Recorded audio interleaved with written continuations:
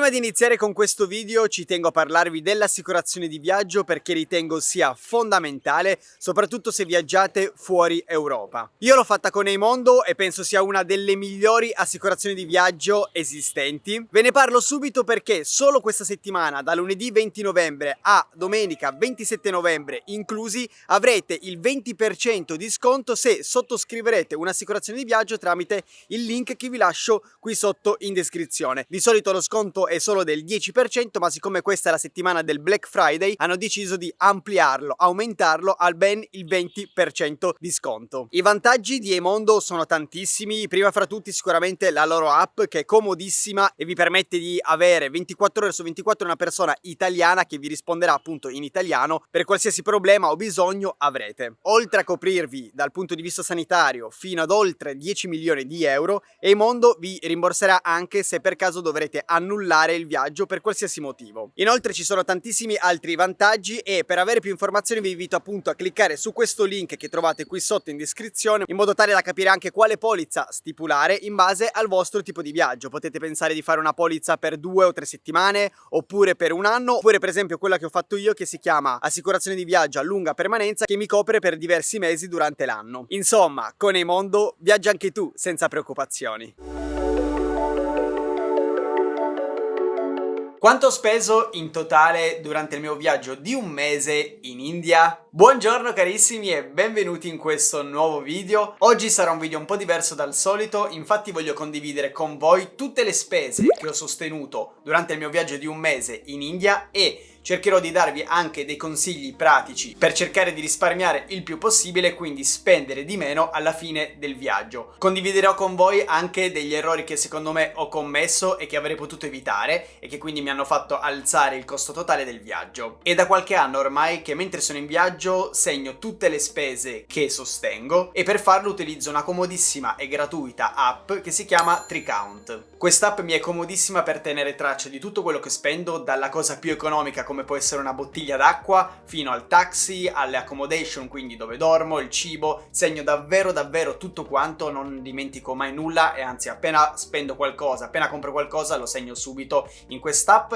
La cosa che mi piace tantissimo di questa applicazione è che ti fa automaticamente la conversione in base alla moneta locale del paese che si sta visitando, quindi questa cosa è comodissima. Alla fine di questo video vi dirò il totale, ma prima di iniziare ci tengo ancora a fare una piccola premessa. Infatti, come vi dicevo, ho segnato davvero tutto quanto in questa applicazione, quindi ci sono davvero tutti i costi che ho sostenuto in India, ma ho escluso il volo che dall'Italia mi ha portato a Nuova Delhi, la capitale, e anche il visto. Questo perché il costo del visto varia a seconda se lo fate di un mese, di un anno o di 5 anni. Altra premessa che ci tengo a fare è che i costi ovviamente variano in base al tipo di viaggio che sostenete voi. Io siccome sto facendo un viaggio senza scadenza e quindi sogno di visitare anche tanti altri paesi, stare tanto tempo fuori dall'Italia, ho bisogno di tenere il mio budget il più basso possibile, quindi cerco di non spendere soldi dove so che non voglio spenderli. Per esempio da quando sono partito non ho mai toccato alcol, non ho mai bevuto nemmeno una birra, però cerco allo stesso tempo di visitare alcune attrazioni che magari hanno un costo più alto, oppure cerco per esempio di togliermi qualche sfizio come vi mostrerò poi nel corso di questo video. E quindi ovviamente il costo totale di ogni singolo viaggio dipende da persona a persona e dagli interessi di ciascuno di noi. Questa appunto è solo la mia esperienza e spero con questo video di aiutarvi a capire quanto si può spendere, quanto costa effettivamente la vita in India. Prima di partire mi ero posto un budget giornaliero di circa 30 euro al giorno, quindi 900 euro al mese, e alla fine di questo video vedremo se sono stato bravo oppure se ho speso un pochettino di più oppure addirittura un pochettino di meno.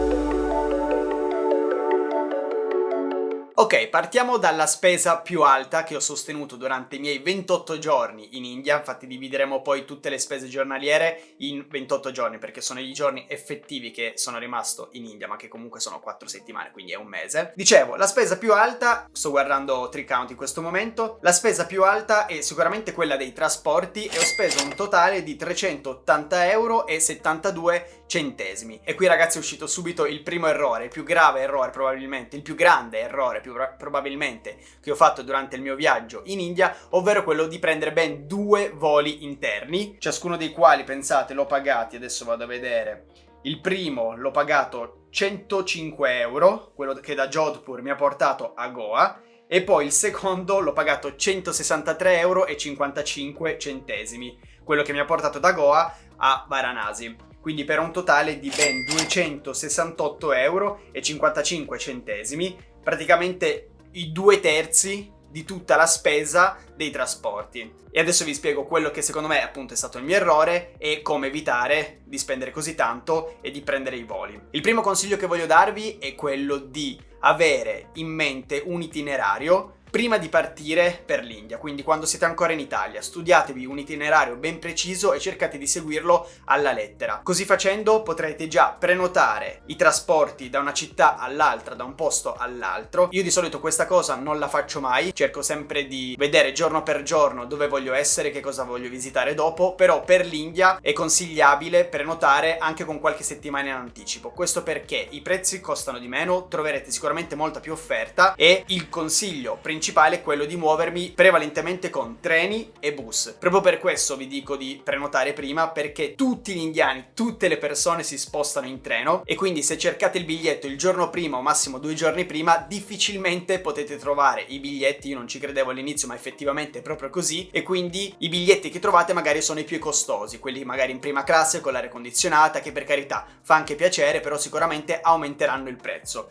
Infatti io tutti i treni che ho preso in India l'ho pagati più di 10 euro. Questo qua da Jaipur a Jodhpur 12,07 euro, quello da Delhi ad Agra, che è il primo treno che ho preso, 11,25 euro, eccetera eccetera. Quindi se riuscite ad avere un itinerario, un'idea precisa dell'itinerario da seguire, potete già prenotarvi i treni o comunque anche i bus, che di solito sono più economici, prima ancora di arrivare in India, e questo vi farà risparmiare sicuramente un sacco di tempo e soprattutto un sacco di soldi. Dicevo, qual è stato l'errore mio? Il mio errore è stato che inizialmente il mio itinerario prevedeva la visita esclusivamente del Rajasthan, quindi della regione diciamo centro-nord dell'India, ma dopo circa 2 settimane che stavo visitando questa regione ero stufo delle fortezze, del caos. C'è tantissimo caos, ci sono tantissime persone, ci sono tantissimi clacson. Dopo circa 2 settimane e mezzo ero davvero stufo, non ce la facevo più, e quindi da Jodhpur, invece di continuare a vedere gli altri paesi che sono presenti nel Rajasthan come Udaipur oppure Jaisalmer, e quindi continuare a muovermi con i mezzi locali come pullman o treni, ho deciso di scendere, andare a sud, andare a visitare Goa, ed è stata un'esperienza bellissima, come vi ho mostrato nel video che vi lascio qua se volete vederlo, se non l'avete ancora visto. Sono stato lì una settimana e mi è sembrato praticamente di essere in un altro paese, mi è sembrato di non essere quasi più in India. È stata una settimana bellissima, mi sono totalmente rilassato, il paesaggio è stupendo, ci sono le palme, c'è il mare, c'è un sacco di natura, c'è verde e le persone anche sono più tranquille, e sono stato davvero davvero bene. Sono contento comunque di essere sceso fin giù, però per risparmiare tempo ho appunto deciso di prendere 2 voli. Anche qui i voli, se li avessi prenotati con qualche settimana in anticipo, li avrei trovati sicuramente a meno. Io li ho presi praticamente 2 o 3 giorni prima e quindi i prezzi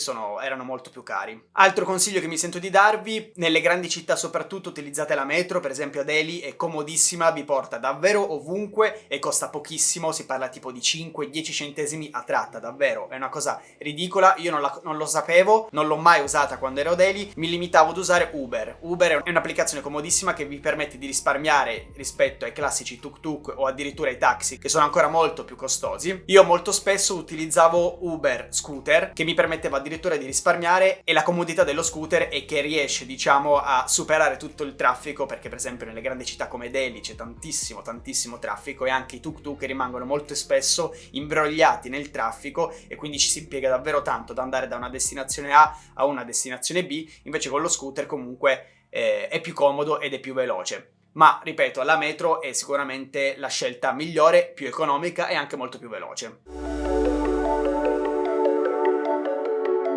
Passiamo alla seconda categoria di questo video delle mie spese, ovvero il cibo. Ho pagato un totale di 283,98 euro, che diviso 28 giorni fa 10,14 euro. Praticamente ho speso 10 euro al giorno per mangiare. Io di solito faccio sempre colazione, pranzo e cena, a volte mi permettevo anche la merenda. Sicuramente il consiglio è quello di bisogna fare assolutamente molta attenzione, soprattutto all'inizio, a dove si mangia, perché perché purtroppo in India l'igiene è quel che è, quindi almeno per le 2 settimane il consiglio è quello di mangiare in ristoranti turistici. Sicuramente sono un pelino più costosi, un pelino più cari rispetto ai ristoranti locali oppure addirittura allo street food, che è economicissimo, raga, è davvero super economico, però questo vi permette di abituare il vostro stomaco e l'intestino all'igiene, al cibo indiano, in modo tale da cercare di limitare il più possibile lo stare male. Può comunque capitare di stare male. Io infatti ho avuto un'intossicazione alimentare dopo circa 8 giorni quando ero a Jaipur, ma penso di essermela presa ad Agra, la prima volta che ho mangiato in un ristorante davvero locale. Dopo questa intossicazione che mi ha tenuto a letto per un giorno e debole per gli altri 4-5 giorni, mi sono ripreso molto bene e non ho mai più avuto nessun tipo di problema. Ho mangiato sempre, quasi sempre, negli street food o comunque nei ristoranti locali. Io cerco sempre di mangiare negli ristoranti tipici locali dove non ci sono turisti, perché appunto sono più economici, e non sono mai più stato male. Quindi ripeto, bisogna fare attenzione sul cibo almeno per le prime 2 settimane e poi si può provare gradualmente a passare allo street food e al cibo nei ristoranti locali. Comunque direi che 10 euro al giorno per mangiare non è assolutamente tantissimo, anzi è veramente poco. Passiamo adesso alla terza categoria, che sono gli ostelli, quindi tutti i posti dove io ho dormito per 28 giorni e ho pagato un totale di 184,27 euro, che diviso 28 fa 6,58 euro. Raga, ho pagato meno di 10 euro a notte, pochissimo. Io, come vi ho detto all'inizio, sto viaggiando low cost, quindi ho sempre preferito stare e dormire negli ostelli e quindi nei dormitori col bagno condiviso, semplicemente perché erano i più economici. Quando ero a Goa sono stato fortunatissimo perché mi hanno fatto l'upgrade allo stesso prezzo del dormitorio per avere un cottage privato col bagno privato, e sono stato una settimana e sono stato davvero benissimo. Avevo la mia camera tutta per me, però a parte questo sono sempre stato appunto negli ostelli e nei dormitori. Gli ostelli in India non sono così moderni, non sono sempre puliti, però comunque si fa. Diciamo che se si è una persona che si accontenta abbastanza e che ci si riesce ad adattare soprattutto molto, si fa tranquillamente, non dovreste avere grossi problemi.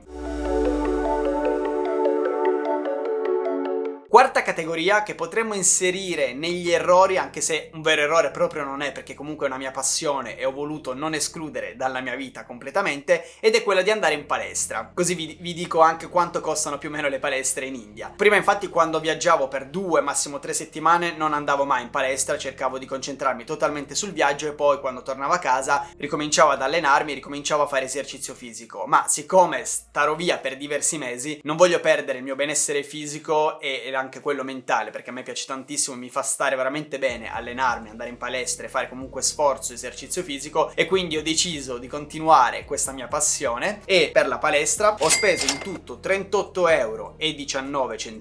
Sono andato un totale di 11 volte su 28 giorni in palestra e quindi ho speso una media di 3,47 euro per ogni ingresso, che è davvero pochissimo. L'ho chiamato errore anche se appunto, come vi ho detto, per me è una passione, non è un errore, però se voi non interessa andare in palestra e quindi sarà sicuramente un costo che voi non avrete. Ma questo appunto, come vi dicevo all'inizio, è un piccolo sfizio che non mi voglio togliere e quando riesco voglio appunto andare in palestra. Infatti mi sa che oggi andrò ad allenarmi qui in Nepal.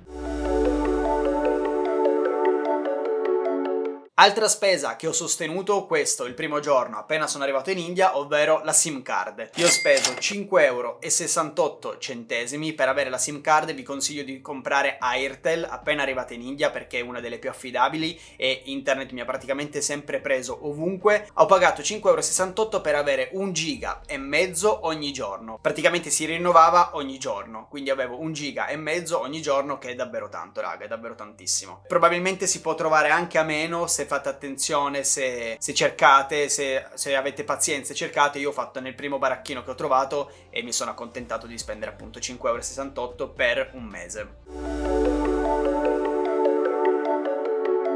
Sesta categoria, ovviamente avendo uno zaino piccolo devo lavarmi la roba e quindi ho pagato 2 volte nel giro di 28 giorni una lavanderia per un totale di 7,06 euro. Di solito lo faccio negli ostelli che mettono a disposizione questo servizio, ma quasi sicuramente sono più care rispetto alle lavanderie che potete trovare in giro. Ok, mi stavo dimenticando una categoria molto importante, ovvero tutte le attrazioni o comunque le attività che ho fatto, perché ovviamente hanno anche loro un costo. Io ho speso 72,68 euro per quelle che possiamo definire sia attività sia posti turistici che richiedono un pagamento per entrare. Tra le attività io ho fatto per esempio yoga una mattina a Palolem Beach, appunto a Goa, e costava 500 rupie indiane, quindi poco più di 5 euro. Ho fatto un giro in barca all'alba a Varanasi, anche quella pagata 500 rupie, e poi ci sono appunto tanti ingressi, tante attrazioni che hanno un costo per noi stranieri, come per esempio il Taj Mahal, una delle 7 meraviglie del mondo, il forte a Jodhpur, il forte a Jaipur, una moschea a Delhi, insomma sono tante attrazioni che hanno un costo solitamente abbastanza basso per noi, però vanno comunque pagate. Se volete vederle vanno pagate. Vi ripeto, ho speso 72,68 euro per attrazioni e attività. Ultima categoria, ho pagato 11,07 euro e l'ho chiamata altro. In pratica ho comprato una crema solare quando sono arrivato a Goa perché ne avevo assolutamente bisogno, ho comprato un dentifricio e il doccia shampoo perché ne avevo bisogno, e poi una volta a Jodhpur mi sono tagliato i capelli. Questi costi li ho messi in altro e appunto ho speso 11,07 euro. Ok ragazzi, siamo arrivati alla fine di questo video, finalmente vi svelerò quanto ho speso per i miei 28 giorni passati in India, un totale di 983,63 euro, che appunto diviso 28 giorni, che sono i giorni effettivi che io sono stato in India, equivalgono a 35,12 euro, quindi poco di più rispetto a quello che mi ero prefissato all'inizio, ma comunque sono rimasto nei range. Come vi ho detto all'inizio, sicuramente se non avessi preso quei 2 voli e avessi cercato comunque di prendere i treni o i bus per spostarmi da una città all'altra, avrei sicuramente risparmiato tantissimi soldi. Detto questo, spero che avrete trovato utile questo video. Fatemi sapere nei commenti se appunto vi è piaciuto, se vi è tornato utile, e se volete che per ogni paese che visiterò durante il mio viaggio senza scadenza, se volete che io produca un video con tutte le spese che ho sostenuto in quel determinato paese. Fatemelo sapere nei commenti, lasciatemi un bel like, mi raccomando, condividetelo a tutte le persone che volete, e se ancora non siete iscritti iscrivetevi al canale per non perdere tutti i video che usciranno prossimamente. Detto questo, il video finisce qui, vi ringrazio se siete arrivati fino a questo punto e noi ci vediamo nel prossimo paese del mio viaggio senza scadenza. Un bacione e un abbraccio, ciao!